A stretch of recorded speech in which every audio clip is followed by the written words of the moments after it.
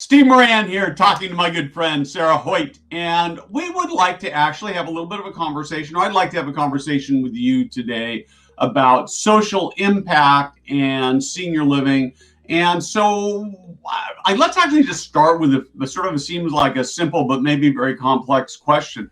Why is social impact important to you? I really feel like, and thank you for asking that question, and thank you for having me as always. I love coming on and talking to you. I think we all have a lot of choices as we leave our families in the morning and we decide what we do with our time and our work. And for me, finding something that I felt made a difference has been my purpose, has been my kind of guiding light in making my decisions for work. And so as you said, my career has been that, whether it's been in the public or private sector, trying to find problems that needed to be solved and putting effort toward it. And so this moment in time and senior living is a place where impact can be extraordinary. So let's actually talk a little bit about when you say impact in senior living can be extraordinary, what does that mean to you? We're kind of going back to your last question for a moment, and I hope if there are some younger people who tune into this, I do actually a case study in the business schools, Harvard and Dartmouth, quite often on my companies where students don't often realize that that double bottom line is possible, that you can pick a career of meaning and something that you really love to do every day. You shouldn't be forced to go to work. The two should be blurred, that your life and your work are a joy. And it doesn't mean there aren't hard days or lots of things to do. My gosh, in senior living, we've had nothing but a string of hard days in this last year, but with passion. And I want people to understand that you don't have to wait to do that in life. If you can blend the two and the power of the private sector to be part of all the solutions for aging, the environment, jobs creation, how families are treated. And so I feel like not only as an industry are we caregivers in a moment where through a pandemic and the fragile population that we serve is so critical, how we do it and how we lead. And so not only is social impact and the double bottom line for all of us as CEOs and citizens, whatever company we have picked, do I believe is essential, and you can do it in any business you're in. Particularly senior living people really have a chance to make a deep impact.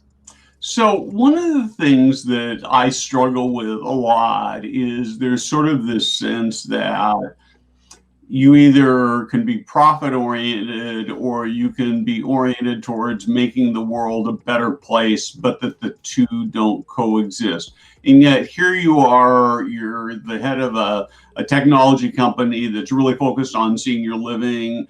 And how do you make that work at Connected Living so that you're both changing the world and making a profit at the same time?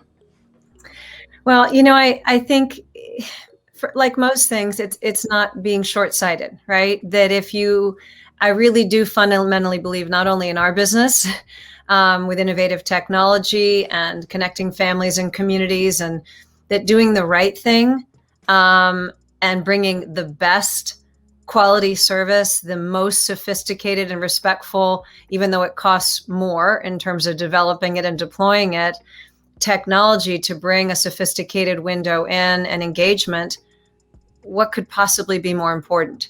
And not only to do the right thing, which is to change the isolation and the loneliness and the separation, and to bring peace of mind to families. Like, these are all the right things. I haven't talked about money yet.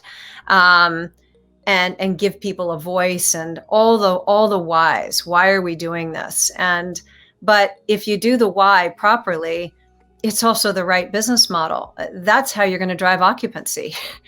Families having peace of mind and a window in. We are the decision makers. Having a vibrant community where employees love to work, that's modern and innovative and has an app and has robotics. And, that's where you're going to attract and retain the employees. So the big challenges in this industry right now with a staff shortage and occupancy, I think the double bottom line is clearly in play. We're doing the right thing, and bringing in innovation and connection and voice and technology is going to drive the revenue as well. So what you're really saying is let me see if I can put some words in your mouth, or sort of reframe what you're saying, or pare it back. What you're saying is that ultimately, when you do the right thing to serve both residents and team members and families for that matter, that ultimately that's actually the path to the highest economic profits, as well as that social impact profit that's harder to measure. Is that fair? That's 100%. And I think the other piece of that is when there's so many studies that have been done in terms of employee happiness, finding your purpose and your passion, doing something you love every day. We're in an industry where that should be possible. And we all know the hardships, and we know what we've witnessed this year. And yet back to our chance to do extraordinary good, that if we also can provide our employees with modern tools and innovation, and a company that looks like the 21st century, you're going to be much more able to retain and attract not only the current employees in the industry, but new ones. I mean, I got to tell you, Temi and our mobile apps, and bringing in Alexa and voice, and just bringing the place alive. Now that's fun. And it's fun for the employees too. And it's not just about fun.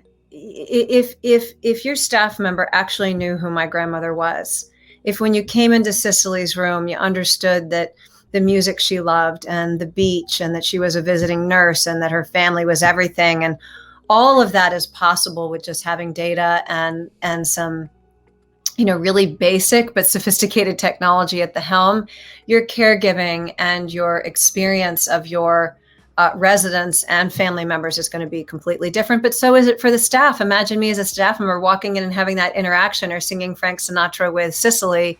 Now my experience in that room, instead of maybe a battle or somebody frightened, turns into a different experience.